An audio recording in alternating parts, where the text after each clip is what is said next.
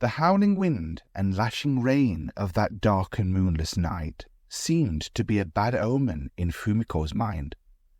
Less than a week prior, she had been approached by the group, and now here she was, in the back of this van with them. They had sought her out as they wanted her help with a job they were planning. They needed someone with her abilities, and, as a friend of a friend, she was a natural recommendation.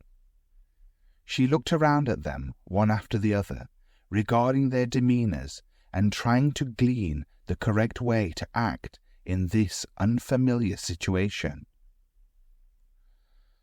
One was a great burly man with a large bushy beard named Alfred. He sat silently with a pensive look on his face.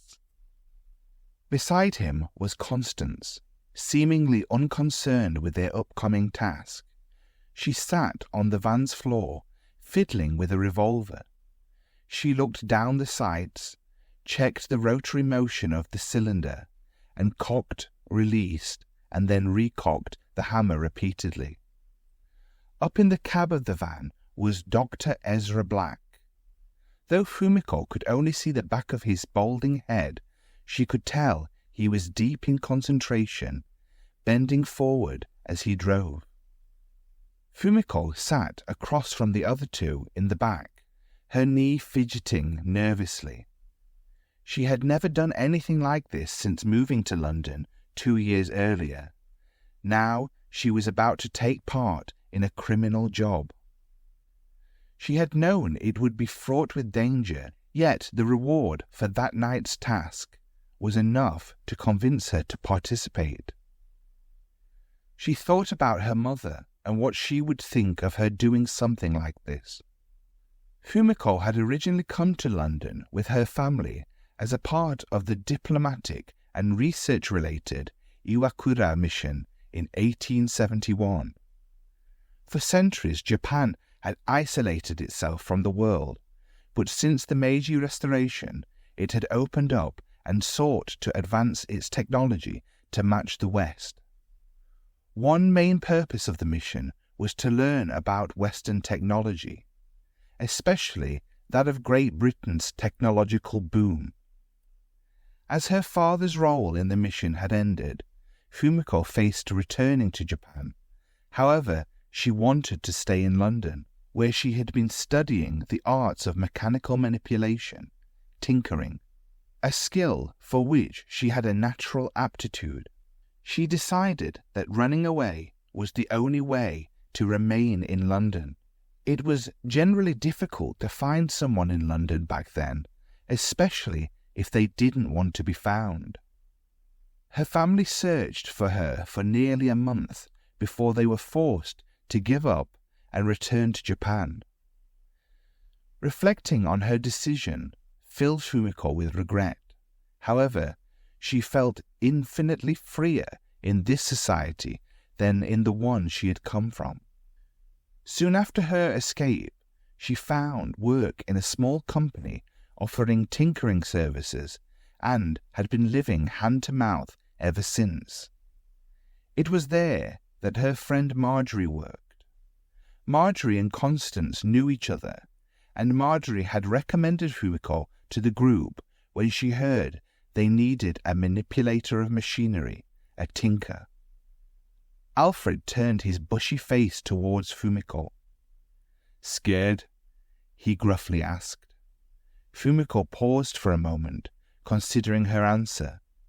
Finally, she shook her head. Alfred laughed. "You should be. It's not going to be easy." Alfred wore a black flat cap and an oversized grey woolen coat.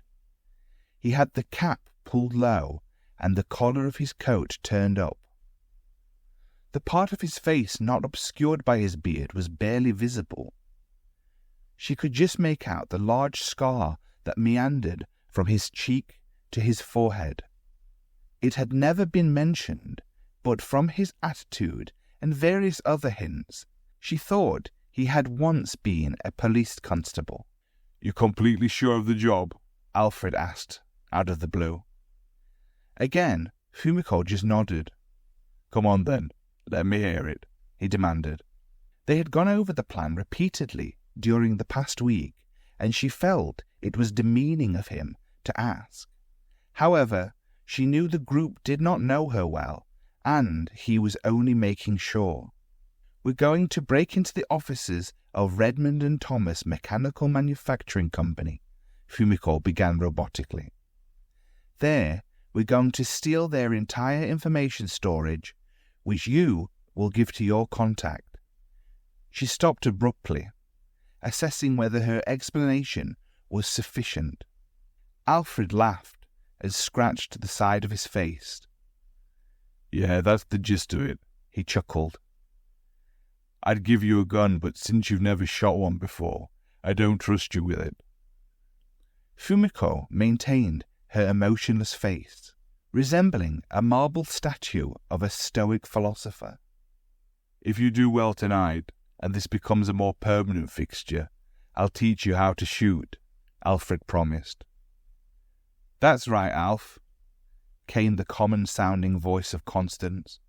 Give her a gun for this one, and we might get shot, she laughed, but never stopped fiddling with her revolver.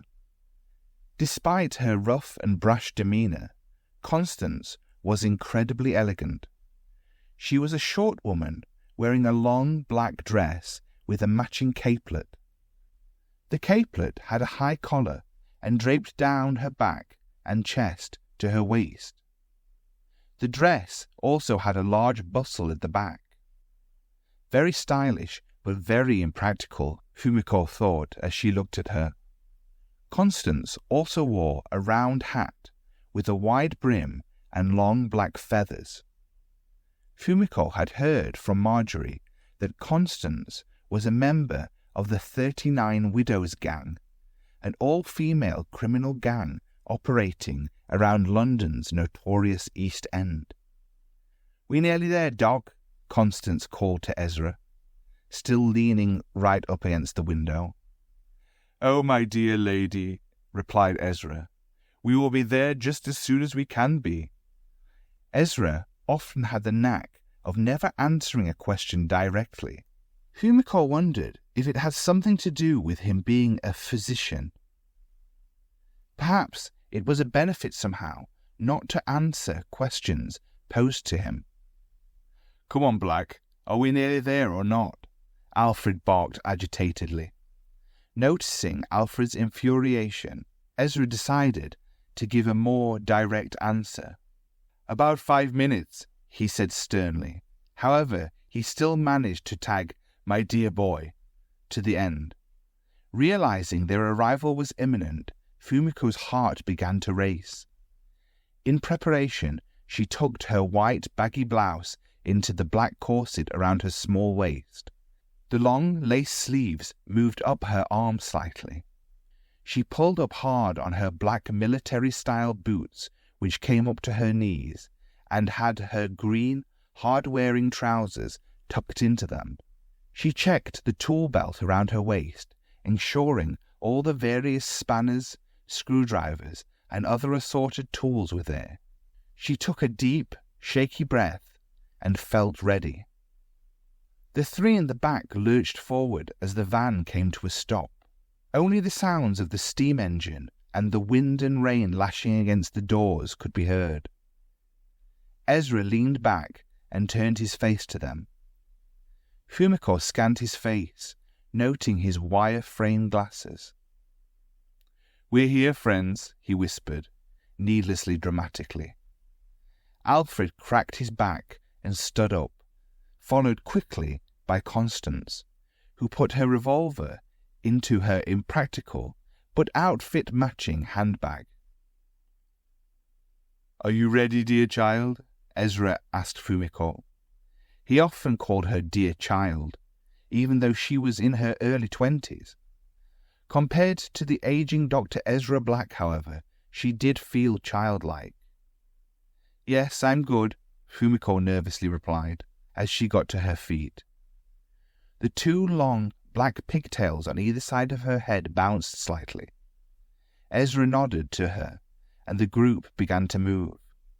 Constance opened the back doors to the van, and a stream of rain poured down from the roof over the open doorway. It looked like a waterfall. The street outside was pitch dark. This night had been chosen for that exact reason. It was serendipitous that on that moonless night, the gas lamps in the area would be turned off for maintenance. The group had learned this in advance and had chosen this night, using the cover of darkness as their aid. Alfred and Constance stepped down from the back of the van into the gloom. The rain did not seem to affect them as they walked away from the dryness and safety of the van's interior. Soon after, Fumiko joined them, the pouring rain shocking her as it hit her face. Turning around, she saw Dr. Ezra Black coming along the side of the van from the cab. His long black frock coat whipped around him in the wind as he held tightly to the silver-topped cane. The old steam van had riveted panels, a rounded front, and a short chimney stack protruding from the steam engine at the front. The red paintwork looked black in the darkness, but the words Alexander Jones's Butchers, painted in white, could just about be read. Ezra had parked the van in a small alley between two large buildings. The grass and weed-clogged drainpipe on the side of the buildings made the rain pour down from the old, rusted guttering on the roofs. Fumiko looked at the red bricks of the buildings on either side, noticing the fat patches of moss growing freely around the bottom of the walls on the paved ground. "My dear friends," Ezra exclaimed, "we're across the road from Redmond and Thomas. Those there are the office gates." He pointed into the darkness towards some phantom gates which it seemed only he could see. "Leave it to me, dog," Constance whispered. She looked through her handbag and pulled out a small leather case. Together, cautiously and carefully, the group left the alleyway. They crossed the street and approached the gateway built into the wall surrounding the target building. The gates were two large ironwork monstrosities. Each bar was topped with a great golden diamond-shaped finial. Constance opened the leather case and pulled out two metal implements. "Make it quick, Connie," Alfred grumbled, barely audibly. Constance ignored him, knowing she could only work as fast as she could. The gates were bound together by a length of chain and a giant brass padlock. Constance shifted aside the plate covering the keyhole and pushed the implements into the lock. 1 click, 2 clicks, 3 clicks, and the padlock dropped open. "Grand work, my dear lady," Ezra blurted out uncontrollably. He had expected it to take longer. Little did he know, Constance was an expert when it came to locks. Her time with the 39 widows had trained her to pick any lock in under a minute. Alfred pulled the chain off the gates and parted them. Here we go, Fumiko thought. Her heart felt like it was going to burst out of her chest. The sound of its thumping in her ears nearly drowned out the constant racket of the rain. Inside the gates was a large stony area used for parking employees' steam carriages. Down the centre, parting the two halves of the front grounds, was a pathway leading right up to the front doors of the impressively large red brick building, the offices of Redmond and Thomas. Alfred murmured. The group looked towards him, wondering if he would add substance to his vocal musings. Realizing they were looking at him, he quickly obliged. "I would have thought that we would have seen some kind of security by now." His words hung in the air for a moment, leading to the further ponderings and questionings from the group. He was right. A company's premises like these should have had at least 1 or 2 guards at the gate.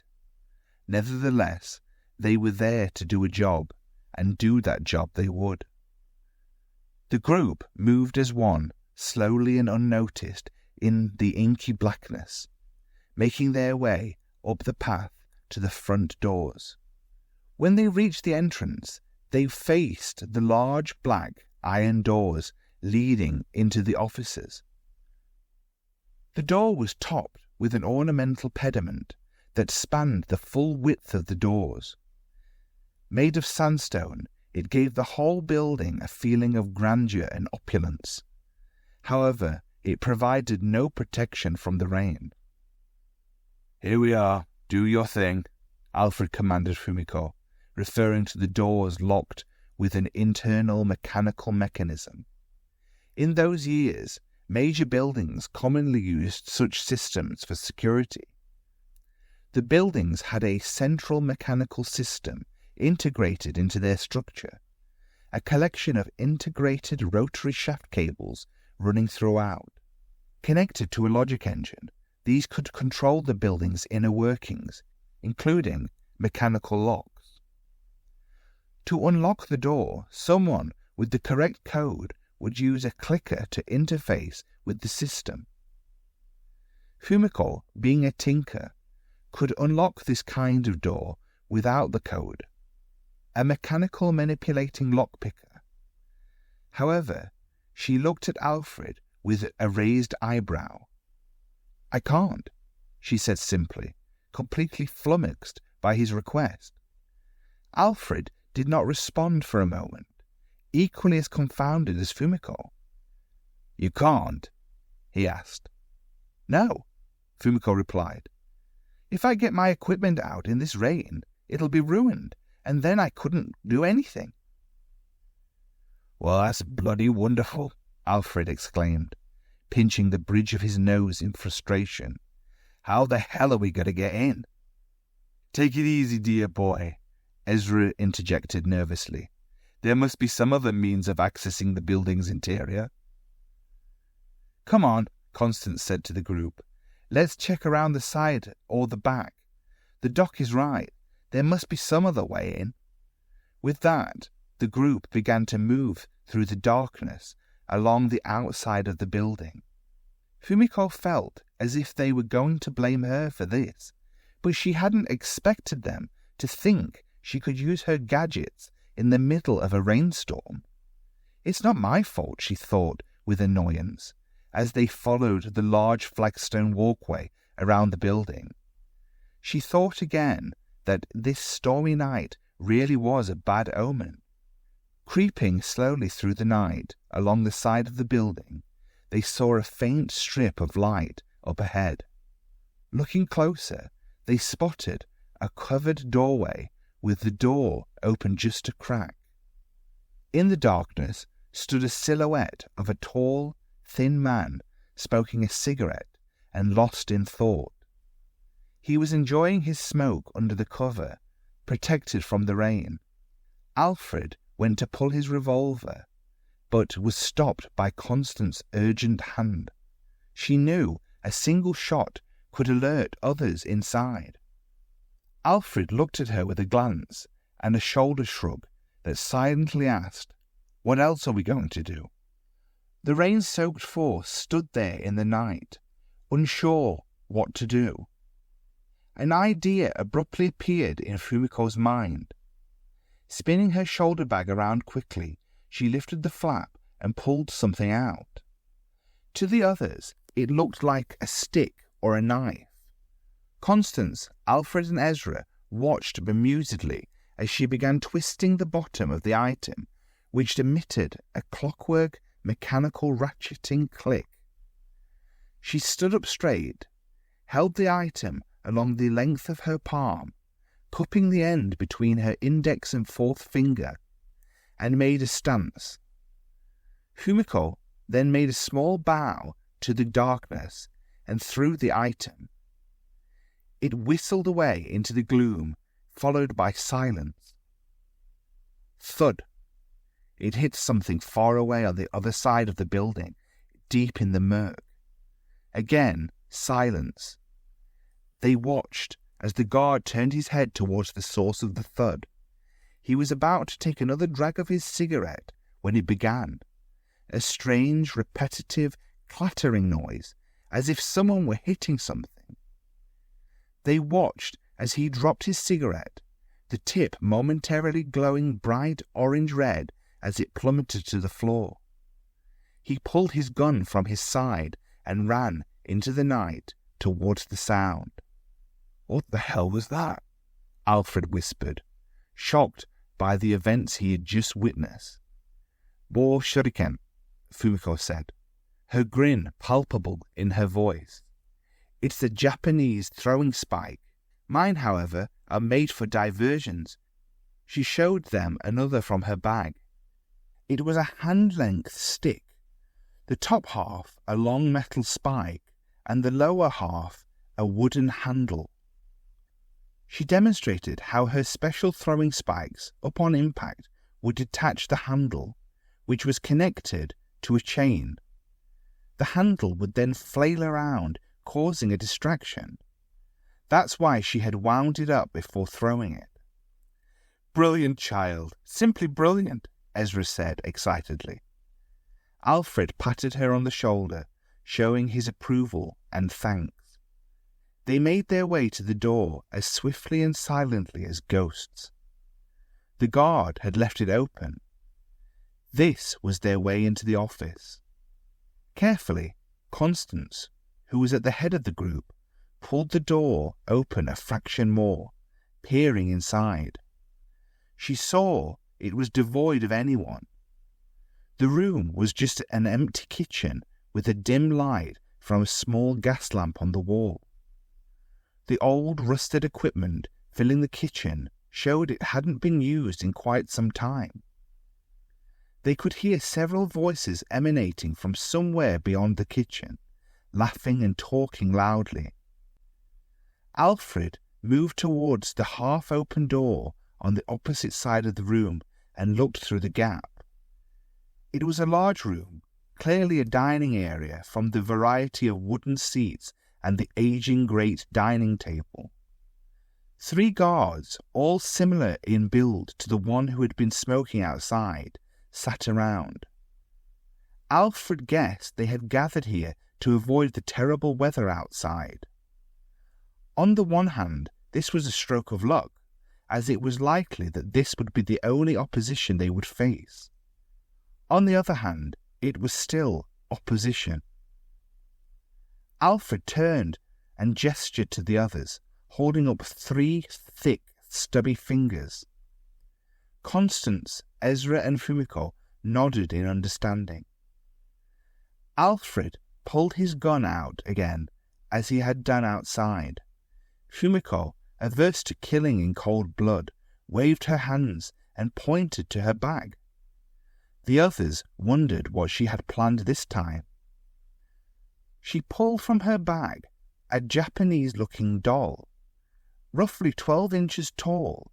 It wore a tiny kimono and had small white feet protruding from the bottom. Its hands were out in front of it as if it should be holding something. The others watched intently as she lifted the kimono and revealed a brass key shaped like a butterfly coming from its side. Fumiko gently turned the key multiple times, each turn producing a barely audible ratcheting click. She placed the doll on the floor, neatened its kimono, and finally pulled a red ribbon from behind its neck. The small toy sat patiently on the floor, as if it were waiting for something. Fumiko looked around the kitchen and settled upon a cup of cold tea left sat on the wooden countertop. Fumiko placed the cup into the receptive hands of the waiting doll. The weight of the teacup pushed down on its arms, and suddenly its tiny little feet began clattering. Underneath the kimono was a mechanism and a pair of large wheels that propelled it forward. Alfred, Constance, and Ezra watched in disbelief as the figure moved towards the door, crashing into it and pushing it open slightly. The voices inside the room stopped instantly. They imagined the surprised looks on the faces of the 3 guards inside. "What the hell?" one of the voices inside spoke. Alfred was certain that this was it. A firefight would ensue. Standing in the darkness with his gun pointed at the door, Alfred held his breath in anticipation. Nothing happened. No rushing guards, no gunfire, just silence. "I think it's okay now," Fumiko said, raising her voice to regular conversational level. "No," Constance and Alfred urgently whispered in unison as Fumiko moved to fully open the door. "It's fine," Fumiko laughed. "Trust me." She pushed the door fully open, revealing the once loud and jovial guards lying silently on the floor. There was a chloroform grenade inside the automaton. These little dolls are used in tea ceremonies in Japan to bring tea to guests. I made mine to release the pin of a chloroform grenade. Runs out and stops. "You're quite handy, Fumiko, I'll give you that, darling," Constance chirped. Fumiko could do nothing more than just grin. "I'm starting to think you could have done this whole thing alone," Alfred laughed, partially out of embarrassment that it was true, and partially to show his genuine gratitude to Fumiko after the incident with the front door. Ezra went back into the kitchen and locked the side door. They didn't want the other guard returning and causing trouble. "The door is taken care of, my dear friends," he called out. "Right then," Alfred began. "This is it. We're in. Next thing to do is get the stuff we've come for, and then we're off."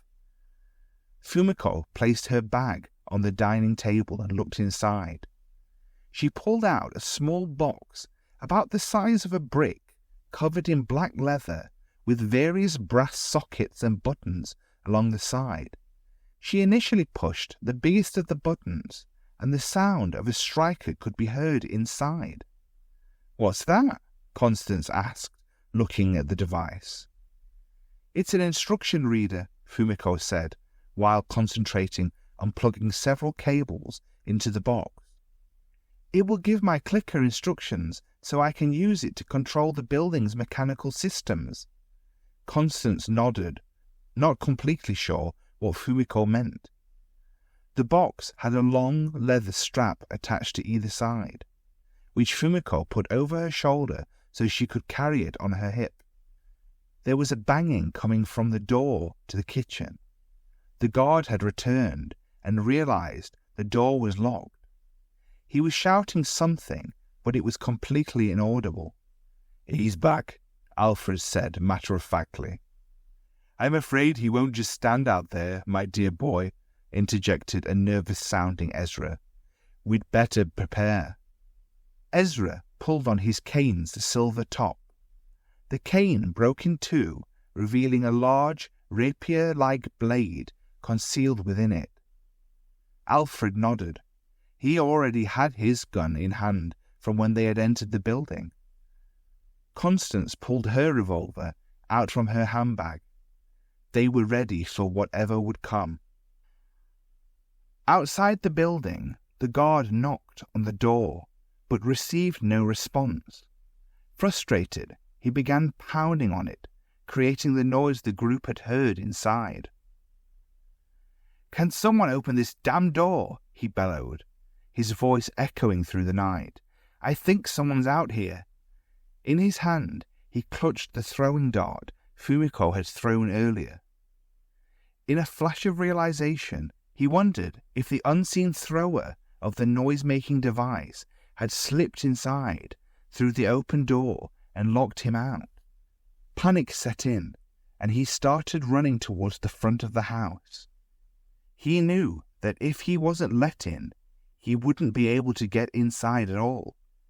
However, he also remembered that the room where the other guards were sheltering had a window at the front of the building. He reached the window with its large, waist-high stone sill. The curtains were drawn across the glass, blocking his view inside. He hesitated to knock, worrying something might be wrong. Instead, he tried to peek through the gaps where the tall, flower-patterned curtains met. At first, he saw nothing, no movement, no noise. But then he stopped, his heart thumping. A bearded man with a gun came into view. He pulled back and considered his options. Wiping the rainwater from his face, he raised his gun to the window and blindly, with a squeeze, pulled the trigger. The noise of breaking glass and the blast of burning gunpowder filled the room. The four of them jumped and then dropped low. The pungent, unmistakable smell of the discharged gun permeated the air. In mere fractions of a second, metal shutters descended to cover every window and doorway. The kitchen was sealed off, as was the door leading deeper into the building. The guard had been unaware that this security system would be triggered if any window were broken or door forced open. "What the hell is this?" Alfred questioned with utter surprise. He had never seen anything like this before. He pawed at the metal shutter that now trapped him and the others within the building. He began trying to pull the shutter to the kitchen up, but it was futile. "Black, do you mind giving me a hand with this?" Alfred's stern voice boomed at Ezra. The two of them attempted to pull it up, but again it didn't move an inch. "What the hell are we going to do?" Visions of an armed force descending on the building filled his head. They couldn't fight off an army. Why would a small engineering company need such over-the-top security? He questioned himself. "Something ain't right," he said, mainly to himself, but loud enough for everyone else to hear. Fumiko was at that moment unbolting a large metal panel attached to the wall. It was positioned just above the dado rail and had been painted white to blend into the wall. Constance helped her place it on the ground after removing it, leaving a 3-foot by 3-foot gap in the wall. Inside, between the bricks of the building, was a gap. The building's central mechanical systems were placed in this space, out of view of everyone. She grasped one of the cables running down from the floor above, down towards the ground on this floor. "I should be able to open these shutters," Fumiko announced, her fingers deftly working the cable. "But first, I'll do the job I was brought here for." She was referring to the collection of the company's information stored in its mechanical information banks. She swiftly pulled a knife from her tool belt and sliced the cable in half. The cut ends revealed a rotating, flexible shaft running through the middle, the conduit for the building's systems information and instructions. She needed a way to tap into it. From her tool belt, she extracted 2 wires. The first cable, split at the end, with 2 clips attached, was quickly connected to both halves of the severed cable. She plugged the other end into the device on her hip. The second cable, a basic single-strand cable, connected from the device to her clicker, which she had retrieved from her pocket. A second or two passed before the small wheels on the front of the clicker began to spin into position. The message it printed read, "Instructions entered. System ready to read." "Okay, it's ready," Fumiko cooed with excitement. Her next move was to insert an instruction reel into the machine. These circular reels, spooled with long lengths of celluloid tape, looked something like a film reel. However, instead of pictures, the tape had small boxes of varying transparency. She delicately pushed the whole reel through a slot atop the device on her hip. Holding on to the end of the tape, which she fed into an unseen cam inside the box. The clicker's display flickered periodically between reading and please wait, finally settling on instructions entered again. When Fumiko was tinkering like this, she became completely engrossed in the task, utterly disconnected from the outer world. She imagined herself navigating the system, following the shaft cables, going along the gears and over the racks, and pushing on until she reached the logic engine. She used her thumb and index finger to manipulate the knob on the side of the clicker, making her way to the very core of the system. If she encountered encryption, passwords, or other hurdles, she would pull the appropriate instruction reel from her bag and feed it into the box as well. Soon she was there. She knew she had found the system's information storage by the distinctive jittering of the shaft cable and the clicker's knob, which moved without any logical pattern. The knob, its sides knurled for tactility, brushed against Fumiko's delicate fingers. Each back and forth motion a signal she understood. Each movement she felt as understandable to her as Braille to a blind reader. The clicker's display showed a small box with the words "punched to tape" inside it. She pressed down against the display's tactile wheels. Inside the machine on her hip, crisp sounds of paper being punched were heard, and a long snake of punched paper tape began emerging from the top, filled with varying-sized holes. "Is this going to take long?" Alfred asked, lighting up a cigarette.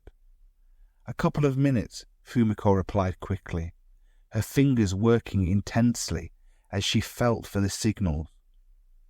Something felt wrong. Amidst the small jitters from the information being printed, there were periodic, much larger turns of the knob every few seconds.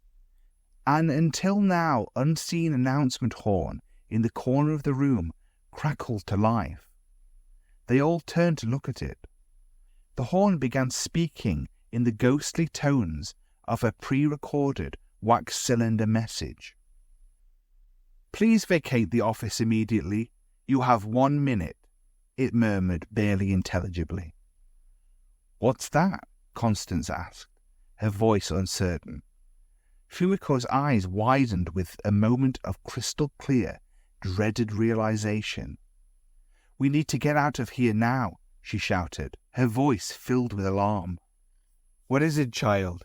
Ezra asked, but Fumiko ignored him. She pressed the display on her clicker, and the punched paper immediately stopped coming out. She ripped the dangling paper tape from the machine and began furiously twisting the knob back and forth.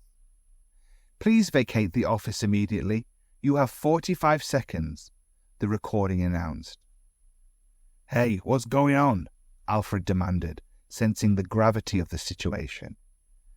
"I think this place is rigged with explosives to destroy the information banks and the building if they're tampered with," Fumiko called out, fear evident in her voice as she continued twisting the knob frantically. "What?" gasped the others in disbelief. "Open the damn shutters now!" Constance yelled at Fumiko. "Please vacate the office immediately. You have 30 seconds. Ezra and Alfred, with renewed urgency, began aggressively pushing up on the kitchen door's shutter. Constance stood watching, disbelieving.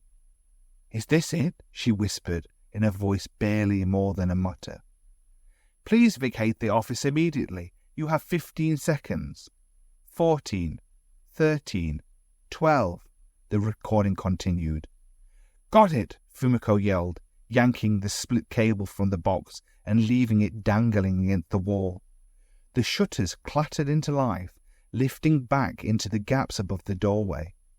Fumiko quickly scooped up the paper tape. The group bolted for the door.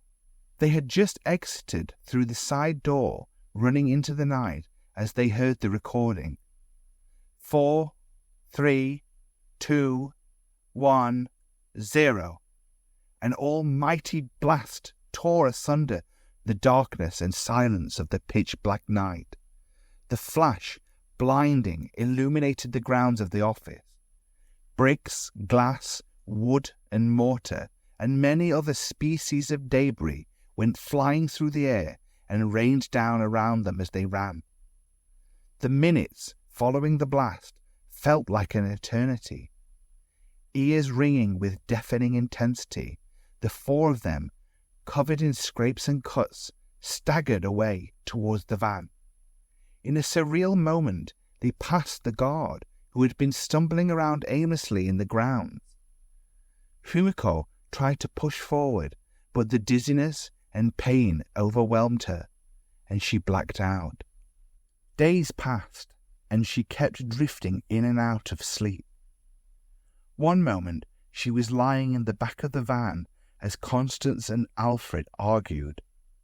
The next, she was in a bed somewhere, being encouraged to drink something by Ezra. On the 5th day, she awoke completely. She looked around the dark room she was in. With parched mouth and a pounding head, she tried to call out, but nothing more than a squeak came from her mouth. "Hello?" she mouthed again, the sound still not passing her lips. She suddenly noticed someone asleep in a leather armchair next to her. Turning to see who it was, she saw Ezra, fast asleep and snoring gently, seemingly keeping watch over her. Her movement had awoken him. "Welcome back, my dear," he groggily murmured. He offered her water from the glass on the bedside table. She was so parched she gulped down a mouthful. "How are you feeling?" Ezra asked. "I'm okay," she breathed weakly. "Where are we?" Ezra stood up and stretched. "Oh, my dear child, we're somewhere safe," he responded, as enigmatically as always. "We're in the doc's surgery," Constance informed her, as she and Alf had walked into the room, having heard the conversation. "It's our HQ, I guess," she laughed. Alfred, still wearing his cap, sat himself down in the chair that Ezra had just vacated. He placed a small object on the bed next to where Fumiko was lying. "The punched paper strip your gadget churned out," he told her. His manner was a combination of obvious relief at her recovery and something else, deeper, darker, a kind of concealed anger. "We need to find out what the hell it is." "You're not going to give it to your contact?" Fumiko questioned, utterly confused as to why he still had it. "The company running that office didn't want anyone getting their information. We nearly bloody died trying to get it. I want to know what it was we nearly died getting." His concealed anger had become more apparent now, and Fumiko understood it. The idea that the building would have been rigged to blow up to protect the information was something she'd never even heard of. It certainly was an extreme countermeasure to the risk of theft. "I know a bookish type who can help us out," Alfred stated, referring to a woman he knew. She was well educated and someone who could assist with this. "Do you have any ideas, though? Not to put too much on you, though, Sprout." Fumiko lifted the rolled paper tape and examined it. "Sorry," she whispered defeatedly. "I have no idea." Alfred pondered. "Well, one thing's for sure. One way or another, we're going to get to the bottom of this." The group, lucky to have survived their ordeal, sat around Fumiko's bedside. In that moment, Fumiko felt purposeful, that she belonged, and she knew her first job with Alfred, Constance and Ezra wouldn't be her last.